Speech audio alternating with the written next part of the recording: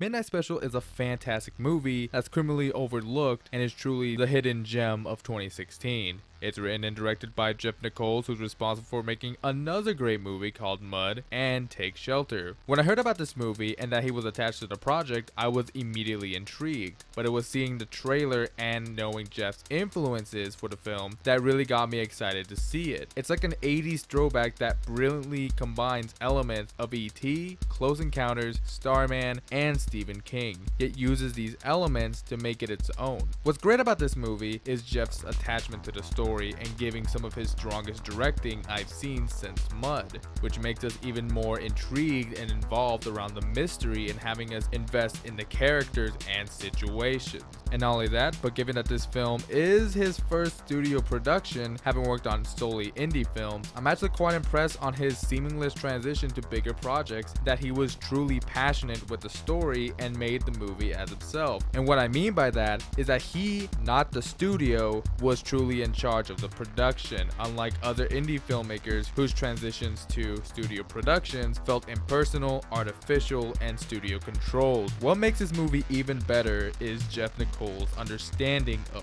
characters and why we should feel and invest with these characters. And that was able to happen thanks to these amazing performances from Michael Shannon, Joel Edgerton, Kristen Dunst, and Adam Driver. Everyone was at their A game. The performances were even so great that everyone pretty much transcended these characters seamlessly, as they came off more authentic and real, as everyone's main priority centers upon Alton, a kid who possesses supernatural powers. And having this kid being crucial and serving as the main point and the core of the plot, you gotta have a really good kid actor to carry out this sort of responsibility. And I'm happy to report that not only was this kid really good, but he gave a phenomenally great performance. And seeing how Jeff has worked with child actors in the past, primarily on Mud, I was happy to see that his knowledge of good kid performances followed him for this movie. His relationship with Michael Shannon's character Roy as father and son felt natural and real as this film played it out, as with Kristen Dunst as his mother. That Roy, Sarah, and Lucas's main priority in the movie is Alton and how far they can go for him and ultimately want what's truly best for Alton. And you can feel the concern and their love throughout the performances and how great they were.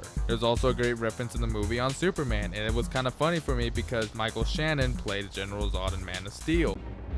I will find him! But gives a more solid use of the reference, combining it with some religious subtext of someone who's not like us, has superpowers, come off as almost a godlike figure, and is naturally good. But key differences on this and a movie called Man of Steel is that it's subtle. He doesn't form a cross in space and goes beyond an already stated metaphor. Even he admits that he doesn't work like that. So it comes off as what people want to believe and gives interpretations, not Super Jesus the movie. You got that, Zaki boy? Yeah.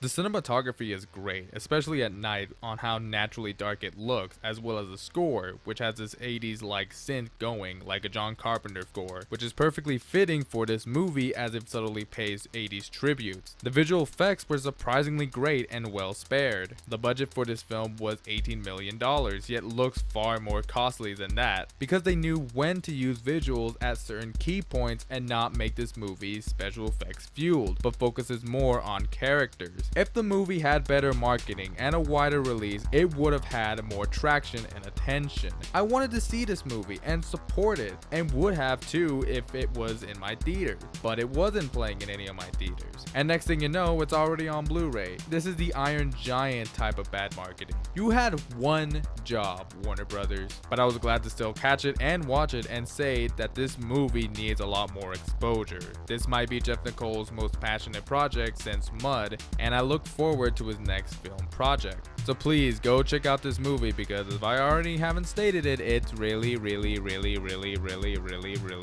good. I'm giving Midnight Special an A+.